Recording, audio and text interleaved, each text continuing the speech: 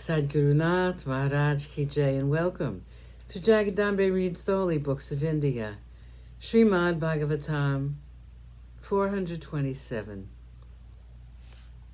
As you may remember, Dattatreya was saying, what is a good person?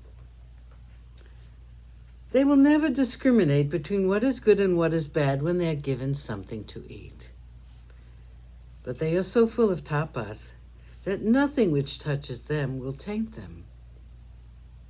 Even as fire is concealed in wood, the wood which it consumes, the Atman is concealed in the human body and is not visible to ordinary beings.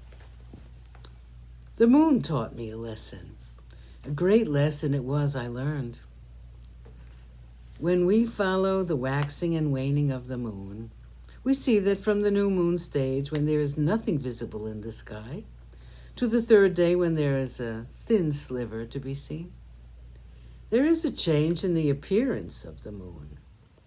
From then on, it's evident that the moon grows bigger and bigger, and finally, on the Purnima day, the day of the full moon, it shines in all its glory. From the next day, however, the glory becomes less and less until finally we do not see the moon at all.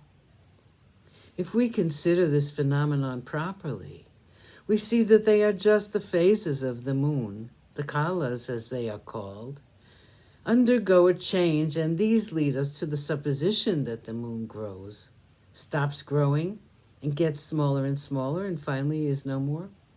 Even so, the stages called birth, growth, and decay, which the body goes through, do not affect the Atman. People seem to be born, seem to grow up into youth, adulthood, old age, and then seem to decay and finally die. But all these stages are not applicable to the Atman, which is eternal, indestructible. Birth dies into child, and that into youth, later into old age, and finally death. But these changes are for the body, and the unchanged Atman remains unchanged, even after this cycle of changes, even as the moon goes through its phases, waxes, then wanes, and waxes again. When the flames rise from the fire in a continuous flow, no one knows how it begins and how it ends.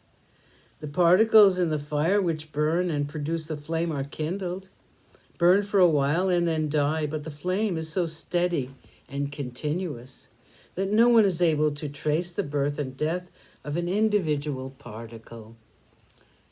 Several drops, after all, make up the river.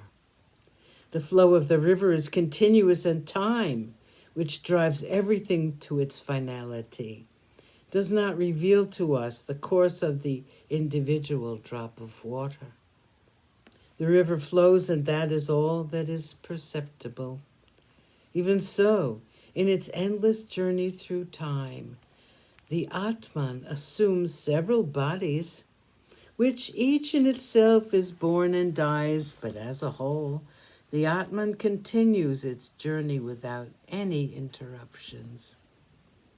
The sun absorbs the waters with the help of his rays, and when the time comes, gives it to one who desires and wants it. He is never interested in the water except with a desire to do good to others. Even so, the really wise person is never attached to the things which gratify the senses, but takes them so that they may be given to others, and sees them benefit by what has been collected, like wealth, like grains and such. This is the lesson I learned from the sun. Sadhguru Nath Maharaj Ki Jai. Thank you for coming. I hope you come again.